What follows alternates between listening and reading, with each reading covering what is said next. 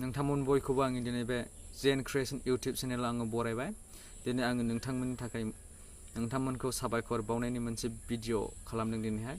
बे भिडिअखौ नोंथांमोना नायगोन होननानै आं आसा खालामदों। अननानै भिडिअखौ पोस्ट टु लास्ट नायजोब। जोबथा इन्ट्रेस्ट जालांनोबो हागौ लास्टआवहाय। बेनिखायनो पोस्ट टु लास्ट नायजोब नोंसोरो। दिनै आं नोंथांमोनखौ साबायखर बावनो माब्रै आङो बावनो सानदों आङो। दिनै आं नोंथांमोनहा आंखौ अननानै 1600+ साबस्क्राइबार होनानै नोंसोर आंखौहाय आंनि इउटिउब चेनेलखौ नोंसोर जौगाहोलांबाय। बेनो नोंथांमोनखौ हाजासे हामबाय होनाय थाबाय आंनि गोसो गोरबोनिफ्राय। बेबायदिनो आं मिजिं खालाम नोंथांमोना आंनि इउटिउब चेनेलखौ ग्र' आप खालामनायाव हेफाजाब होलांबाय थागोन होननानै। दिनै आं नोंथांमोननि थाखाय मोनसे गितबो खननानै आं देखायगोन। जाहाथे बे गितना नोंसोरखौ गोजोनलाय होनो हायो। जाहाथे आं बे गितखौ आं खनफेराबो, आङो रोङाबो आरो गिटारजोंबो सोमोन्दो गैया आरो आङो गित खननायजोंबो सोमोन्दो गैया। दिनैसिम आं गित खननानै हगारफेराखैबो आरो आं जेबो रोङा। बिदिनो जास्ट एन्टारटेनमेन्टनि थाखायल' आङो बे गिटारजों गित मोनसे खननो नागिरदों। अननानै नोंथांमोना आं भिडिअखौ नायलांगोन होननानै आं आसा खालामदों। जाहाथे आं भिडिअखौ नायलांदो पोस्ट टु लास्ट। नोंथांमोननि थाखाय आंनि आखायाव दङ गिटारखौ लाबोबाय आङो। लोगोफोर गिटारानो आङो गिटार लाबोनानै गिटारजों दोंसे खननायसै जायखिया गित। खोनासंलादो लोगोफोर।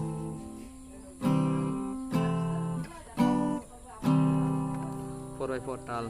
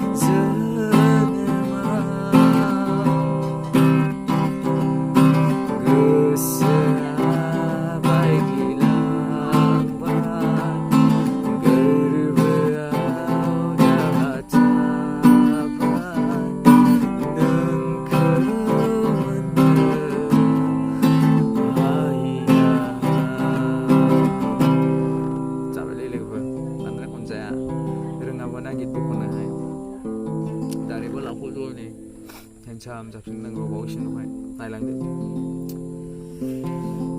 건강하나 먹기. Next time konan kisana islah.